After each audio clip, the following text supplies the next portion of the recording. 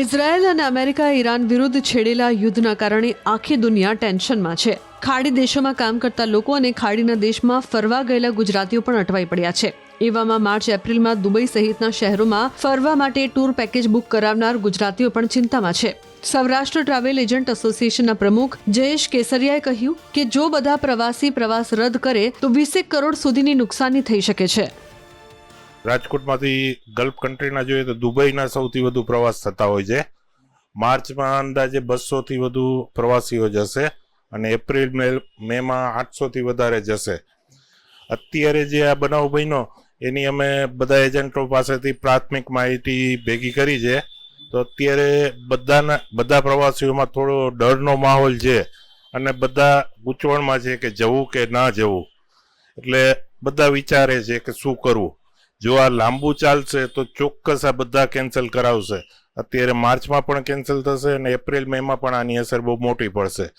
પણ અમે પ્રવાસીઓને એટલું જ કહી છીએ કે કોઈ અફવાથી ગભરાશો નહીં અને જે તે પોતાની ટ્રાવેલ એજન્સી છે જ્યાંથી બુકિંગ કરાવ્યું એમની પાસે લઈ એમની સલાહ લઈને આગલો નિર્ણય લેજો. અમારું આખું એસોસિએશન આ પરિસ્થિતિ ઉપર સતત નજર રાખી રહ્યું છે.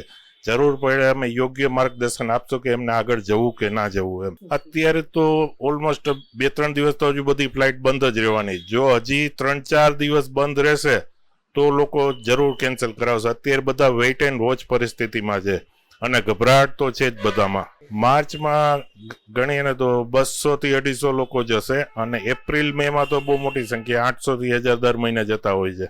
જો આ લાંબુ ચાલશે તો અત્યારે ખાલી માર્ચનું જ ગણીએ તો લગભગ 2.5થી 3 કરોડ રૂપિયાનું નુકસાની આવશે અને જો એપ્રિલ મેનું ગણીએ તો 10થી 20 કરોડ રૂપિયાનું ટ્રાવેલ એજન્ટોને નુકસાની આવશે. રાજકોટમાં અમને માહિતી મળ્યા મુજબ દુબઈમાં અત્યારે 50થી 100 લોકો રાજકોટના હશે જ, પણ ફસાયા એટલે એમને ઘરે આવવું છે અને ફ્લાઇટો બંધ છે.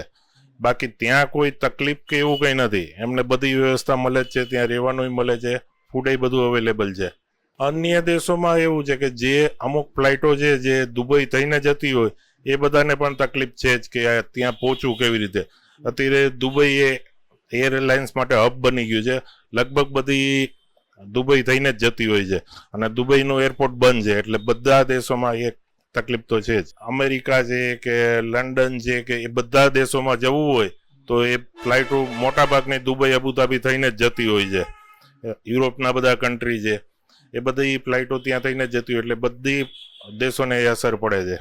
ચોક્કસથી આ જે છે રાજકોટથી સૌથી વધુ દુબઈના લોકો દુબઈ જવા માટે જે છે એ લોકો ટૂર કરતા હોય છે અને એમાં પણ માર્ચ મહિના અને એપ્રિલ મહિનાનો અંદાજ ગણવામાં આવે તો 1000 કરતાં પણ વધુ લોકો છે તે ટૂર કરતા હોય છે. અત્યારે હાલની જે પરિસ્થિતિ છે એને જોતા ટૂર છે તે સ્થગિત, લોકો વેઇટ એન્ડ વોચ કરી રહ્યા છે. અત્યારે સ્થગિત કરી દેવામાં આવ્યું છે. આગામી પરિસ્થિતિને જોઈને નિર્ણય કરવામાં આવશે. જોકે રાજકોટની ટૂરને રાજકોટના ટૂર ઓપરેટરોને કરોડોનું નુકસાન ભોગવવું પડે તેવી પણ શક્યતા સામે આવી રહી છે. હાર્દિક જોશી, ન્યૂઝ 18 ગુજરાતી, રાજકોટ.